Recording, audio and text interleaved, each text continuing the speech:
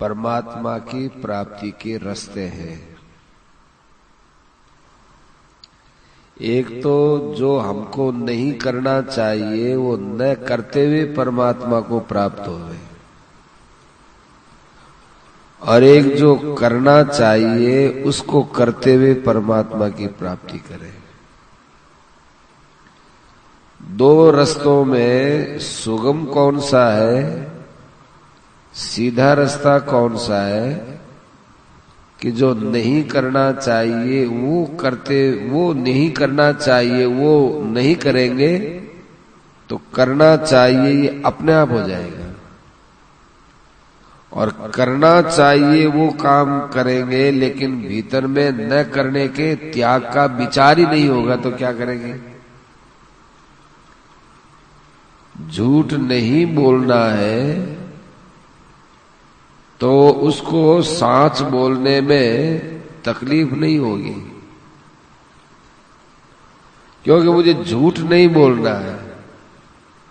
सच बोलूंगा तो सत्य बोलूंगा तो उसको लगता है कि मैं झूठ बोलता था, अब मैं सच बोलता हूं।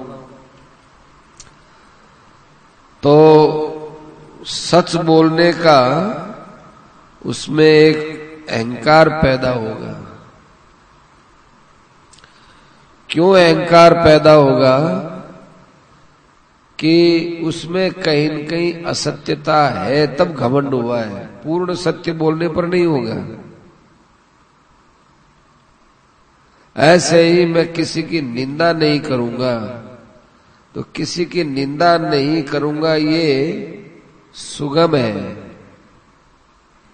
और मैं प्रशंसा करता हूं तो प्रशंसा करना इसमें अभिमान आ जाएगा। किसी प्रकार का कोई दोष अपने में होता है तब गुण का अभिमान होता है। निषेध वाले साधन में त्याग की मुख्यता है और विधि के साधन में ग्रहण की मुख्यता है। परमात्मा त्याग से जल्दी मिलते हैं, ग्रहण से परमात्मा का ज्ञान थोड़ा कठिनता से होता है। जैसे मैं राम राम करूंगा, बहुत अच्छी बात है। एक है कि मुझे कभी बकवास करनी नहीं है, फालतू निंदा स्तुति बकवास बिल्कुल नहीं करना है। तो राम राम करने वाला व्यक्ति जिस समय राम राम करेगा उस समय तो वो बहुत ही श्रेष्ठ है, बहुत बढ़िया काम कर रहा है, परंतु उसके बाद बकवास चालू कर देगा। लेकिन बकवास मैं नहीं करूंगा, फिजूल बात नहीं करूंगा, निंदा नहीं करूंगा, ये निषेध की तरफ चलेगा। उसके द्वारा नाम के अंदर स्वाभाविक रुचि पैदा हो जाएगी अपने आप ही कि भाई अब उस और करेगा क्या, वो वाणी का क्या उपयोग करेगा। निंदा करनी नहीं, बकवास करनी नहीं, भगवान का ही नाम लिया जाएगा। तो जो साधन अभिव्यक्त होता है, स्वाभाविक होता है, वो हल्का होता है, वो करने में सुगम होता है। और जिस साधन को हम करते हैं और मन नहीं लगता है, भार लगता है, उसका मतलब है कि अभी अंदर हमारे विकार भरे पड़े हैं, उनको थोप रहे हैं उस साधन को, वो अभिव्यक्त नहीं हुआ। महाराज जी कहते थे कि आप जैसा मैं नहीं हो सकता, मेरे जैसे आप सब हो सकते हो।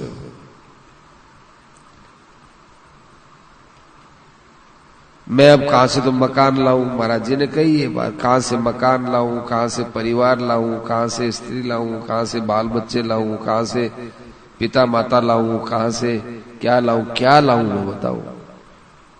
और मेरे जैसे आप हो सकते हो कि कोई मेरा कोई संबंध नहीं है। तो त्याग में सब स्वतंत्र है, ग्रहण में स्वतंत्र नहीं है, वहम होता है।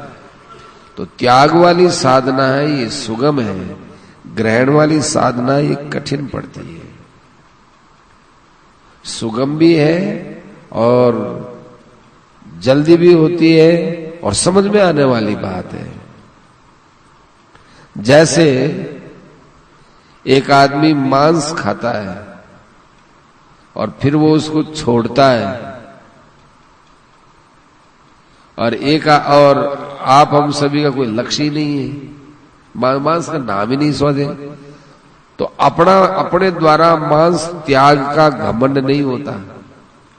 हम मांस नहीं खाते इसका घमंड नहीं है, क्यों खाते ही नहीं, हम है ही नहीं, मन में ही नहीं, इस बात का क्या घमंड। खाने लायक चीज जो खाता खाता त्याग की सोचता है ना, बड़ा कठिन काम है उसके लिए। मांस खाना ही नहीं है, खाया ही नहीं, खाना ही नहीं है, शराब पिया नहीं है, पीनी नहीं है, सुगम काम है।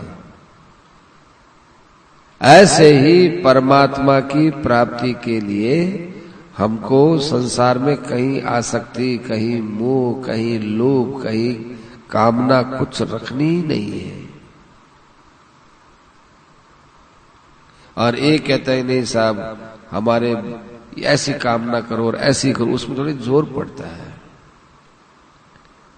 तो निषेध परक साधना ये हमारे लिए ज्यादा लाभप्रद है, सुगम है, और अभिमान नहीं होता। झूठ नहीं बोलता इसका अभिमान नहीं हो सकता, सांच बोलता हूं इसका अभिमान हो जाता है।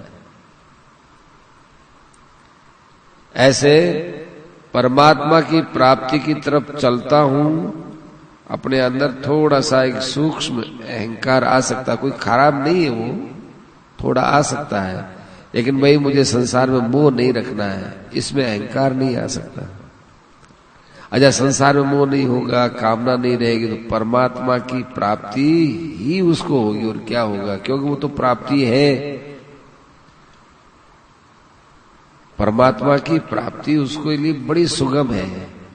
अरे कि परमात्मा की प्राप्ति करनी है, करनी है, करनी है, इसका मतलब वो समझ रहा है कि परमात्मा की प्राप्ति नहीं हुई।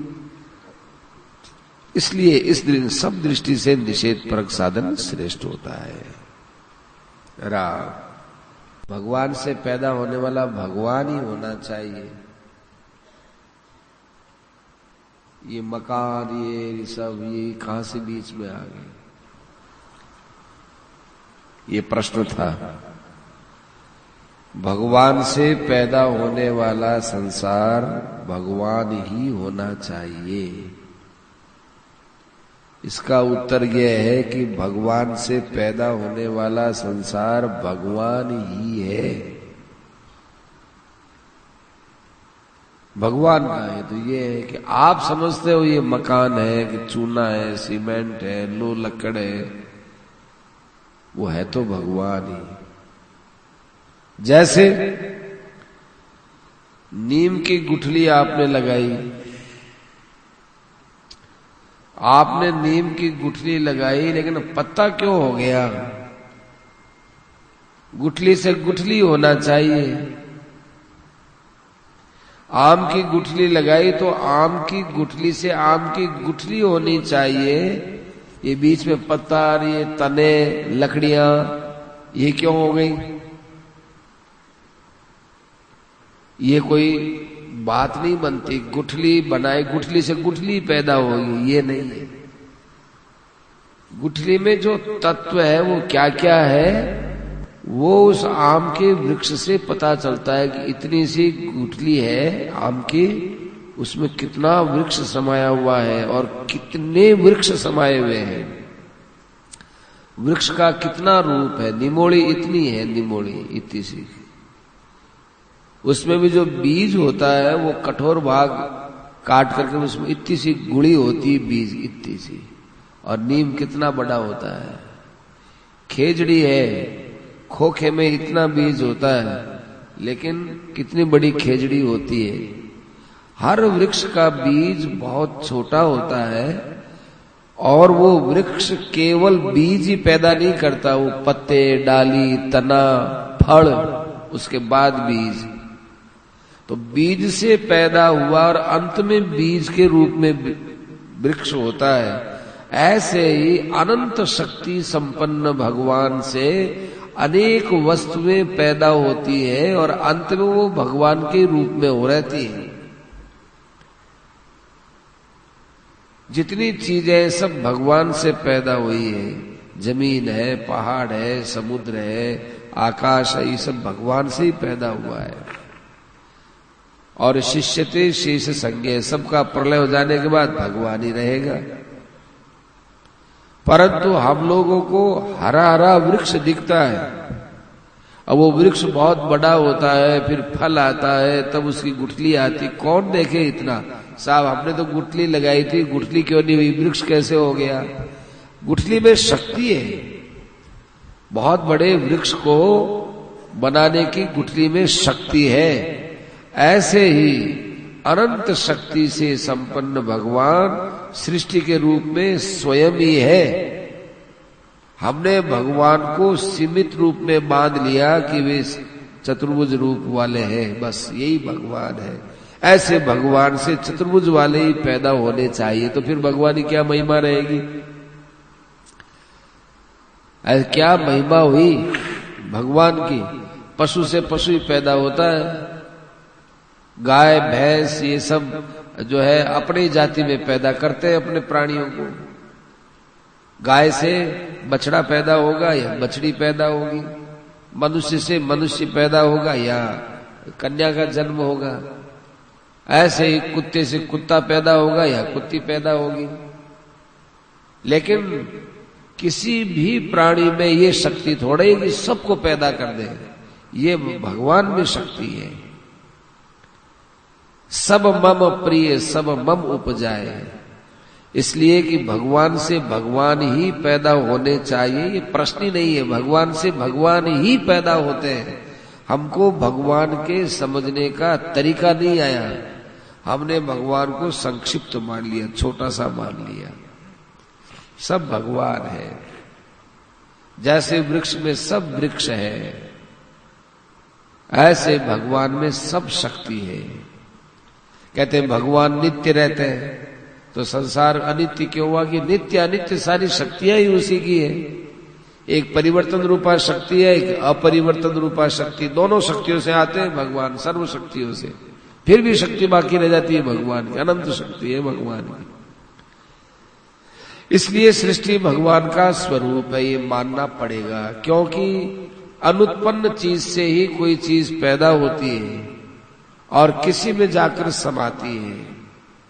वृक्ष है, वो गुठली से पैदा हुआ, तो अंतिम चीज उसकी गुठली है। अंतिम चीज गुठली के बाद फिर नया कुछ नहीं बनता उस वृक्ष में। नया क्या बनेगा?